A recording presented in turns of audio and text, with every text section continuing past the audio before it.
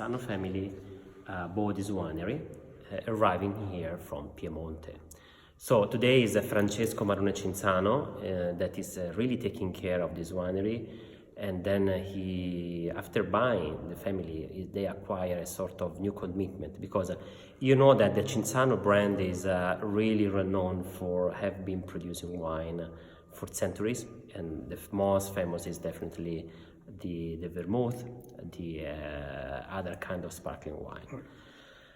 Today, from around 45 years, they are really focused only on the production of Sangiovese here in Montalcino. They run this very, very historic estate, and they are really much producing Brunello and Rosso di Montalcino. Sangiovese Grosso? Yes, you got it. And this is the really much a classic and traditional winery that produced Brunello and Rosso di Montalcino from the southwest side of Montalcino. Later on, when we will be driving direction to Montalcino, you will see that how small is the municipality of Montalcino, and how small is the spot of Brunello di Montalcino, and you will see the village of Sant'Angelo in Colle, that is our spot. Col D'Orcia extends for around 500 hectares. Actually is the third largest producer in Montalcino, and we have a vineyard that goes for around 150 hectares. So for Montalcino and in general for Tuscany is very, very large. Yes. Most of it is planted in Sangiovese, because as we were saying, this is the land of Sangiovese. We definitely we are really grateful to this kind of combination between Sangiovese and the spot of Montalcino that allow to produce this such a unique wine from this very small side of Tuscany. Today, the average production for Col D'Orcia is for around 60,000 cases of wine per year, where Brunello and Rosso di Montalcino are covering around 75% of our production. But in our spot, we have not just Sangiovese, we have Merlot, we have Cabernet Sauvignon, we have Syrah. We have more international varieties of grape that they have been carried out from the Cinzano family, moving from Piemonte end of the 70s. We were the first one in Montalcino, we talk about the beginning of 80s, to present a single vineyard of Cabernet Sauvignon from the hill of Brunello di Montalcino. We opened a new season over that period, and now today we talk about of the Super Tuscan from Montalcino as well. Here we are, as we were talking, so here we are in the area where we are aging our wine, where we are aging our Sangiovese. We are really much surrounded from this very large oak barrel that are only used for aging the Sangiovese, that will become Rosso di Montalcino or Brunello di Montalcino. So over these days of harvest, what we are doing is picking the Sangiovese, obviously by hand, because we are still have manual harvest here. And we go for achieving Sangiovese for Rosso di Montalcino from the very young vineyard. And we go for picking Sangiovese from the older vineyard for Brunello di Montalcino. So this is really the difference between Rosso and Brunello di Montalcino. Later on, Rosso di Montalcino is aged only for 12 months in the large oak barrel, and Brunello di Montalcino spent around 3 years in the barrel and an additional year in the bottle before to be released. Being classic, being traditional producer of Brunello means to age Sangiovese only in the large oak barrel, according of the tradition that how Brunello was produced for the first time at the end of the 18th century. The first release for Brunello was produced with Sangiovese from the hilly land of Montalcino, and very, very long aged in a large barrel like this. We believe in the potential for aging of this wine, and so this is why we are still following this sort of very traditional formula for Brunello di Montalcino. The line of Col D'Orcia is composed of 12 different labels. And as we were talking, Brunello and Rosso di Montalcino are the most produced, but also we have a single vineyard of Cabernet Sauvignon and a blend of Merlot and Cabernet Sauvignon that are aged only in this small barrel, well known as barrique. This is for 225-liter barrel. This is 99% French oak, and the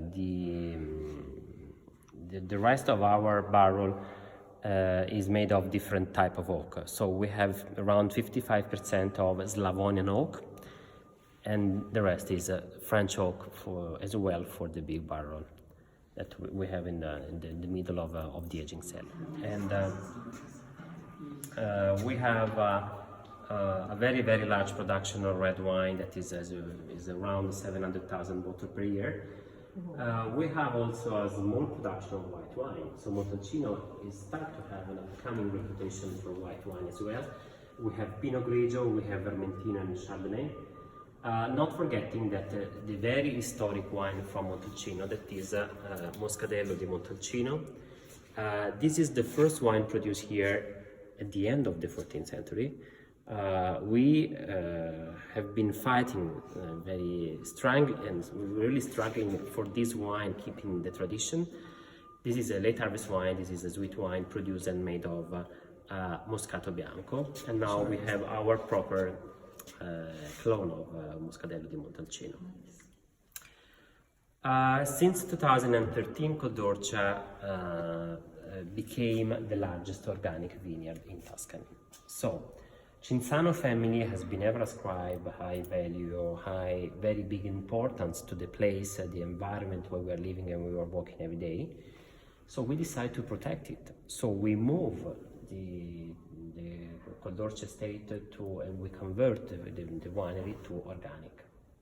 So from that year, all the products that are released from here are certified organic.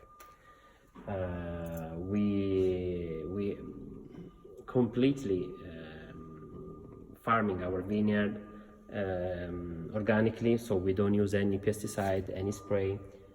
We have a very large use of cover crop, and there's obviously it is allowed to use copper and sulfur for farming that. From the beginning of this year, from the beginning of the 2019, we are figuring out to have the first biodynamic farming. Now it is still a sort of practices that we are studying. Then we will see if we can be moved to the entire vineyard of Col D'Orcia. Montalcino today is super and very well known for Brunello di Montalcino, but this is not only wine. This is a place where we have another very huge richness, that is biodiversity.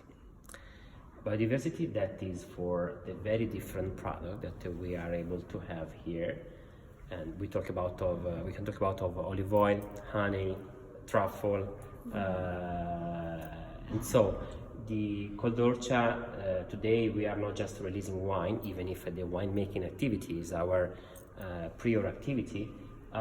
We are releasing some wine that are really from our that are the product of the farm. So we have the chickpeas, we have the beans, we have our organic grain, and what we produce our pasta, and obviously the olive oil, because we are producing from longer, and from last year we have our first production of honey. Nice. It's very diversified. Yes. Very, very much delicate and soft, you know? Yes, exactly. And then the fourth one was different, but for different things to do with it. I thought it was brighter in flavor. I almost got a little asparagus on the back. Yes. I just thought it was wonderful. 1 and 4, 2 and 3, these are okay, but later on, after wine, we will taste our our enology staff, that is composed of one enologist and one assistant enologist, really take care so much of the choice of the type of wood that we have for our oak barrel. By now we have 50 and 50. We have Slavonian oak that it was very much used in the beginning of the story of Brunello di Montalcino. Right. Now, from some year, we introduce the French oak that is really much from very different spot of France.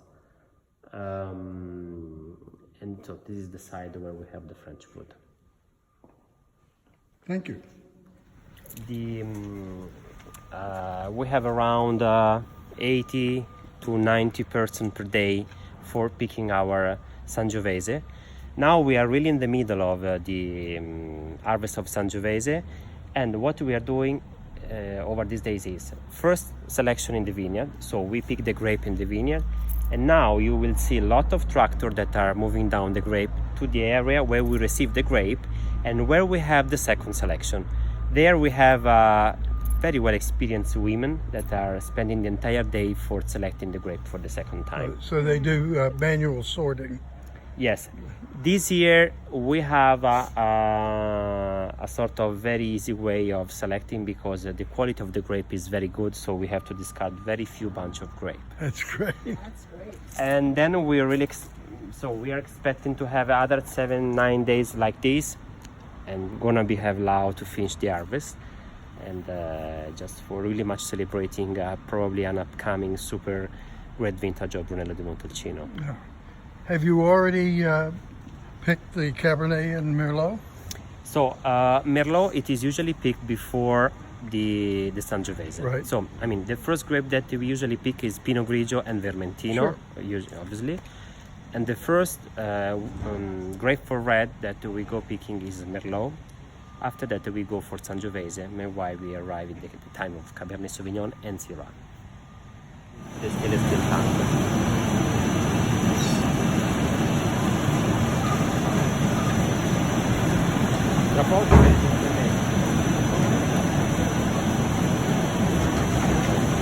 Stand for the hill that is overlooking the Orciarive, because the word COL stands for hill, and Orcia is a river. That's the hill that is overlooking the Orciarive. Today, and I mean since 1973, is the Cinzano family that is taking care of these variants in this estate. And here we show the first awards that we achieved in 1975, participating to a wine challenge with our Rosso di Montalcino. We got the gold medal, and so this is the beginning of a very long story of important awards and ratings over the time. I don't know if you noticed in our wine shop before, we have some of the very different awards that we have hang on the wall of the wine shop. The Orcia Valley is one of the reasons why the Cinzano family decided to convert the winery to organic farming. Montalcino, Montepulciano, Pienza, and other small towns nearby belong to what is called Orcia Valley. This is a sort of natural park, and today, since 2004, is a UNESCO Site Heritage. There is just a simple reason why the UNESCO decided to award this area. This is especially for the uniqueness of the landscape that you could enjoy in the area of the Orcia Valley. This tile is hung on the City Hall of Montalcino, and in very different languages explain the reason why today the Orcia Valley is a patrimony of the UNESCO. But as we were talking before, it's not only the soil combined with climate and with the different type of grape that made and are making success of this area. We definitely have to thank men like this. So this is our agronomist, so he's with us, going to be on the 47 vintage with us. This is actually probably and is recognized is the very much experienced man in Sangiovese. He's really taking care of the farming of our vineyard all the year round. He was the man that introduced the research and development here at Col D'Orcia. We still have many different chapters of research open where we are collaborating with the university, studying our Sangiovese, studying the way of farming our vineyard. And so all the different agronomic practices are improved thanks to the collaboration and the experience of the man. Just because we never stop to say that the wine must be made in the vineyard. So what we saw before in the cellar is the material for producing fine quality wine. And so this is what they are doing over this time. So they are now stopped. So they are now going to home, but that's the very long action of harvesting in the field. But you are here for tasting wine, so we go for having our tasting together. So we will taste the entire range that is now available for the US market, and then now that is represented by the Taub family selection. Walking around the table. Just because I want to be pouring the entire line, then.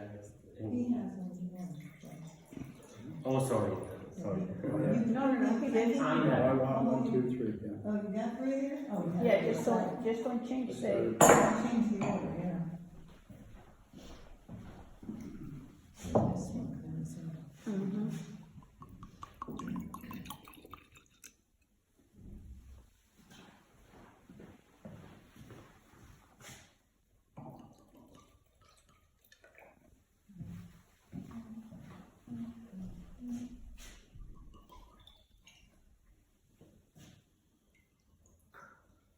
Very much rich of indigenous grape.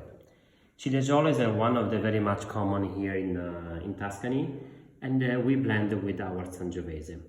Spezieri is a very fresh blend of this variety of Tuscan grape. Used to have a very short maturation in stainless steel tank, and in the spring we are ready to go for the market. A very perfect barbecue wine if you pour a little bit chilled in the summer. It's very fresh, it's very fruity, easygoing wine. So that's I'm really getting to like wines like this, chilled a little bit. It's not pour like I didn't pour like white, but it's just few degrees less. Exactly. That became very much approachable for the summer as well. And for us, it's one of the icon wine from the range. Here I show you the very first label for Rosso di Montalcino, when this wine was called as red wine from Brunello's vineyard. This was a wine with no identity until in 1983, when Count Cinzano's father was really much instrumental for the achievement of the DOC for this wine, and Montalcino had the second wine that was a Rosso di Montalcino DOC. We are still producing according to the first idea of Count Cinzano's father. We want to offer a glass of Sangiovese, very fresh, very fruity, with this very nice and pleasant spiciness. Usually we have a Rosso di Montalcino aging for a few months in the barrel, oak barrel, but what we have in the glass is really what we got from the grape. So that's these very, very intriguing spices, especially when you are pairing with food, move you to have more sip and finishing the bottle. These are how? This is interesting. And this is good for pairing with wine during a tasting. Very nice. Brunello di Montalcino, and Col D'Orcia is definitely one of the Brunello di Montalcino specialists. What we are going to taste today is 2014, and our Brunello is usually aged for 3 years in the big oak barrel and usually 1 year in the bottle before the release. Moving from Rosso to Brunello di Montalcino, your palate acquires more of the complexity and the body that Brunello used to offer. Yeah. Persistency is longer. You have a lot of tannins that are really thick, that are still deliver fruits and conduct you to have this very long persistency. Yes. Tannins are not yet solved, just because the Brunello di Montalcino from 2014 is still in a very early stage, and it will have a longer period of maturation over the next year. Even if for the season that we had during the 2014, Sangiovese from this vintage is very much approachable by now. It looks very accessible. You have not just the classic structure from Brunello, but also we have some elegance and funniness from this wine. Sometimes we are really happy to have this vintage because they are useful for the market, because people get a sort of very easy approach to that, not really figuring out to wait 20 years before opening up a bottle. Just because really much the wine must be made for being drunk and shared. So, Poggio al Vento is the name of the single vineyard where we used to achieve the Sangiovese for Brunello Riserva. Brunello Riserva is produced usually for the very best vintage. Is a very special selection from a single vineyard. And what we have here today is 12. This is the latest release for this label. And Poggio al Vento is usually aged for around 4 years in the barrel and 2 years in the bottle. Wow. This is really much our visit card wine. So this is a sort of very unique expression of Sangiovese from southwest side of Montalcino. Delicious. Always nice. From the Windy Heights. You do. Just because the vineyard that we planted in 1974 is really on the top of a small hill and extends for 5 hectares.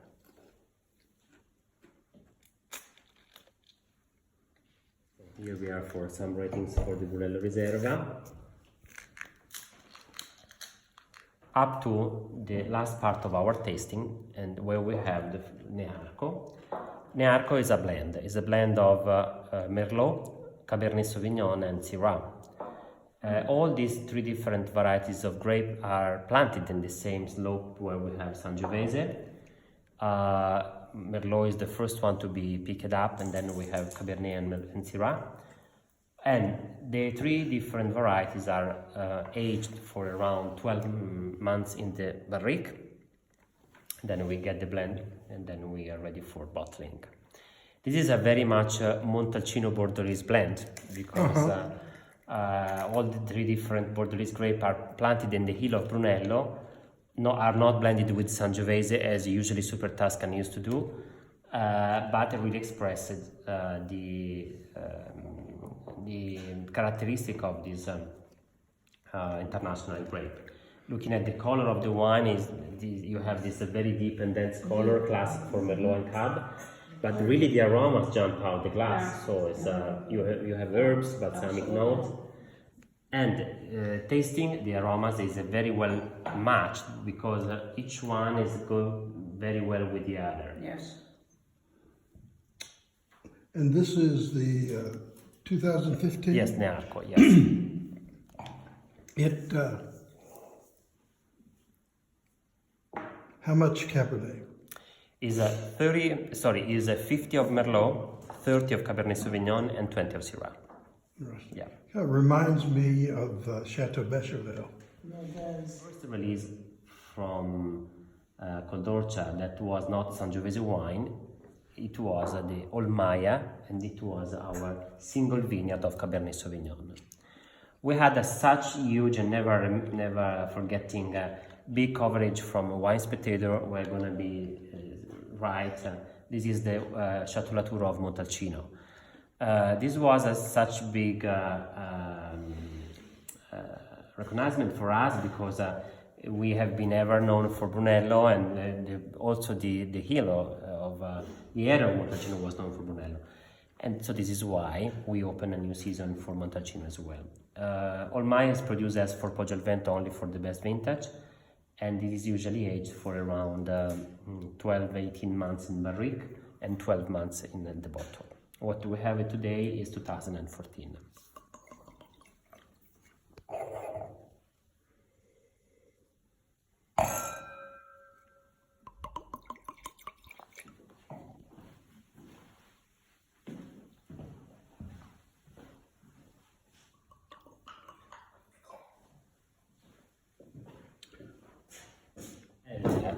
Count Cinzano runs this winery since the beginning of the 90s. The area is the Maule Valley. This is entirely organic, and I mean the area is entirely biodynamic. It's a very boutique winery compared to what you could get in Chile. And Erasmo is the first label release for this blend in 2001. The aging is in barrique for around 18 months. Today Erasmo really shows the potential of the Maule Valley, open to a very much European style, because the clone of Cabernet and the Merlot are from the Bordeaux area. So when we decide to plant the vineyard, we move the specific lawn for this specific spot directly from that area. Very much intriguing wine, because you could really enjoy the variety of the spiciness and the herbs and the balsamic note that are typical from the Cabernet and Cabernet Franc, but much more because it's in a different part, coming from a very different part of the world compared from what we had before with our Maya.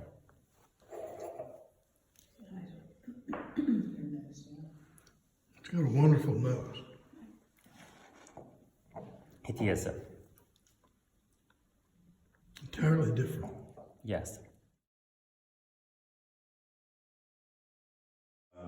There were floods and all that kind of stuff. Yeah, because our daughter used to live there, I guess it's almost 13 years ago. Right. She stayed for about 3 years. Her husband had to work for a company, and then they moved back to Florida.